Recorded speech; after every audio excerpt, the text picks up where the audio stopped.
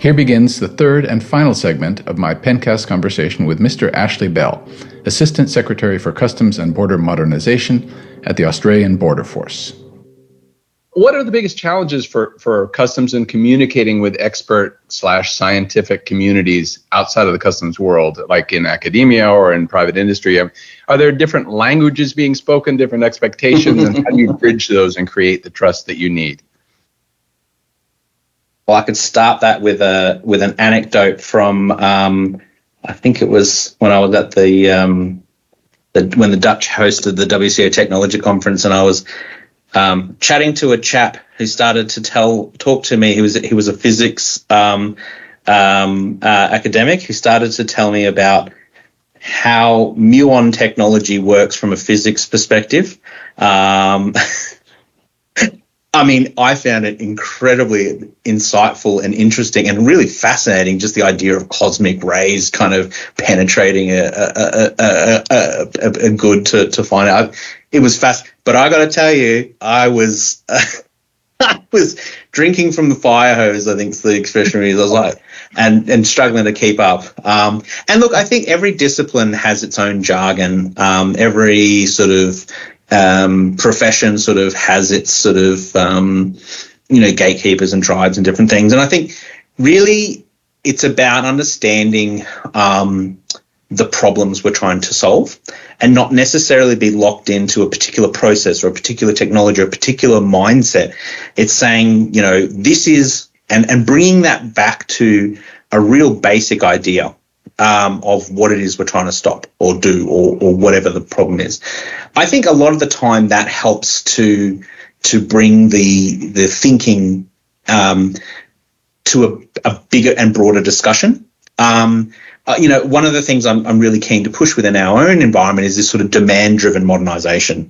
We've got wonderful officers at the front line who have this incredible knowledge, but they're doing their job. They're not necessarily going to then be able to, in their downtime, translate that into a set of business requirements that a business analyst can pick up, right? So you need to be able to make sure that you've got people in the right spots to be able to pick up those ideas and help people to take them through. I think the same thing applies when we're engaging with academia. Now, yes, there are some hard line elements. So, sometimes we're dealing with sensitive information. In fact, a lot of the times we are. And so we have to be mindful of those regulatory and legal requirements, and we have to be mindful of probity and integrity elements, which is absolutely one of our highest priorities than the ABF. But then I think we need to find ways to connect within them that aren't just the traditional industry sort of fora. That's something that, looking at the PenCP work, that I'm kind of really interested in understanding more about how that has come about and how that's facilitated, because it is a different audience to tap into, and they're not necessarily going to be looking at addressing your challenges, or my challenges, I should say. So I think creating that demand's important. I think creating an environment where we can all speak plainly about what it is that we're trying to solve. And then I think, finding a way to facilitate that, whether that's through, grants or payments or whatever, again, these things don't happen just because we want them to. Sometimes it's about stoking that interest and investment as well. So we're always open to that, but we're also very open to learning from PenCP about ways that you've done that and how your community has evolved over time to support that. Because the sense I've gotten from people I've spoken to is that it is a rich engagement and something of value to the administration and academia alike. Yeah, no, it is interesting to see how people from different realms react when they're actually brought into the same room or into the same conversation. We're going to be doing a film series coming up in which we kind of go to different customs areas and then try to broaden the conversation and say, hey, here are some interesting problems. What would you do with them in an academic? So, film is also a good way to really engage a broader audience. But as I said earlier, the problems that Australian Border Force, but customs in general, are dealing with are our society's problems, and good and bad, and everyone needs to be aware of the vitally important work that you're doing. That's part of what PenCP is all about, is really bringing the pieces of the puzzle together so that information flows more freely and awareness is raised. Yeah. No, I think it's a great initiative in that sense. To what extent within Australia, does the ABF share information with other governmental bodies? I don't know, postal, law enforcement, regulatory agencies. And does this need to be improved, do you think? Yeah, look, I think, as I mentioned before, in terms of our broader whole of government work, there is a lot of work that we do with other agencies, whether that's in the law enforcement space or biosecurity. As I mentioned, we do have our simplified trade system whole of government reform agenda. So we've got multiple forums in which we're looking at a lot of these challenges together. We're also looking at how we can better enhance that data sharing component as well. But there's also kind of long-standing elements. So when I think about our big mail facilities, like we've got a big mail gateway facility in Sydney, and co-located with the ABF is Australia Post and our agriculture colleagues, and they all work together. They share lunch together. They know each other. There's that people connection. And I think, sometimes more important than legislative requirements of information sharing is, sharing a chat over lunch. Yeah, exactly. There's also our connections across the law enforcement networks, across our in terms of the work we do with our states and territory colleagues and law enforcement there, with the Australian Federal Police and lots of other parts. So, and obviously we also connect closely with other customs administrations, whether it's through the WCO or kind of direct partnerships and things like that. I think there's always things we could do better on that.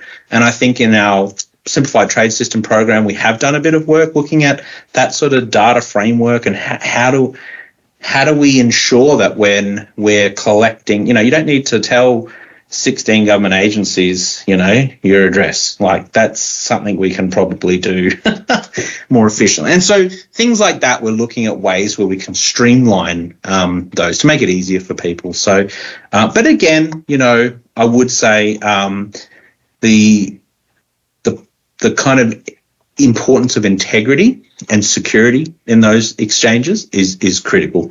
But it is something that we take very seriously anyway. So I think it's more about understanding kind of what's needed and what information is needed, and then looking at ways that we can facilitate that within the legislative framework we have.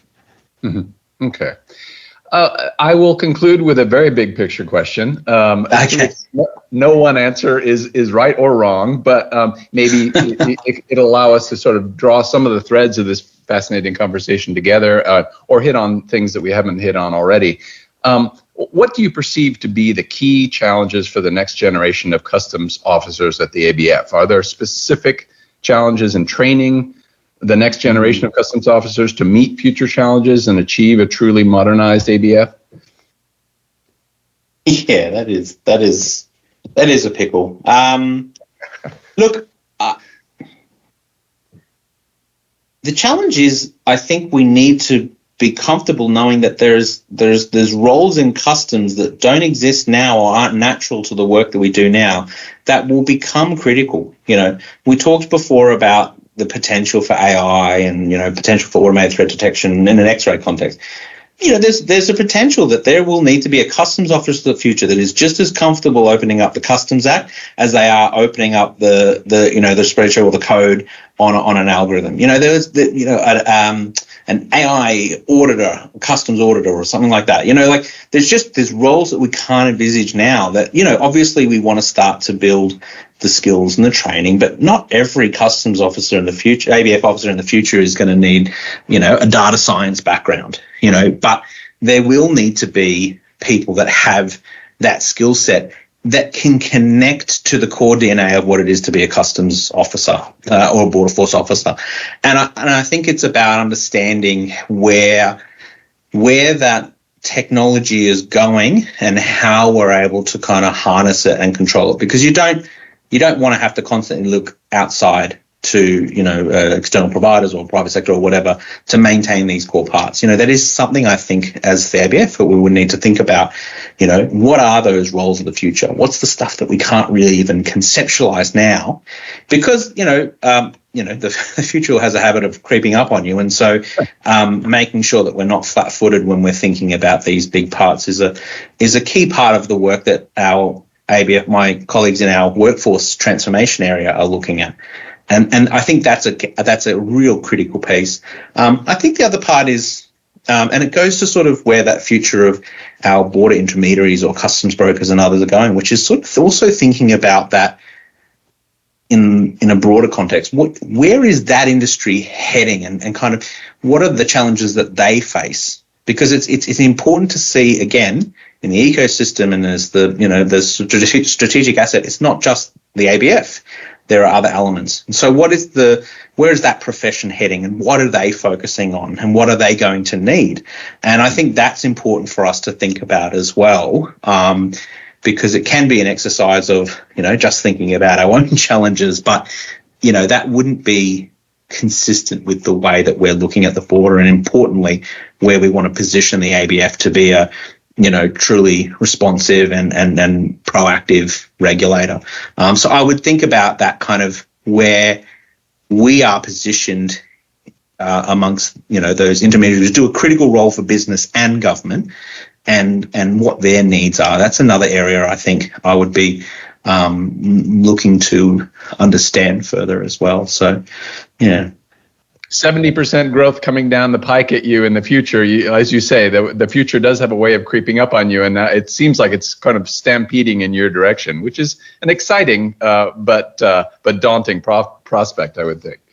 Yeah, I think so. But that's what makes it fun, though, right? Like, you don't want to be responsible for tables and chairs, right? You want to get in there as a public official and really hammer down the stuff that's going to matter. So, I don't know. I've got a really fantastic team, and I'm really confident in their ability to come up with good ideas to solve it. I'm just here to help them get them along. That's right. Put it on your team. That's the wise move. Thank you. Hopefully they don't listen to this now. Oh, they will. They will. Guaranteed.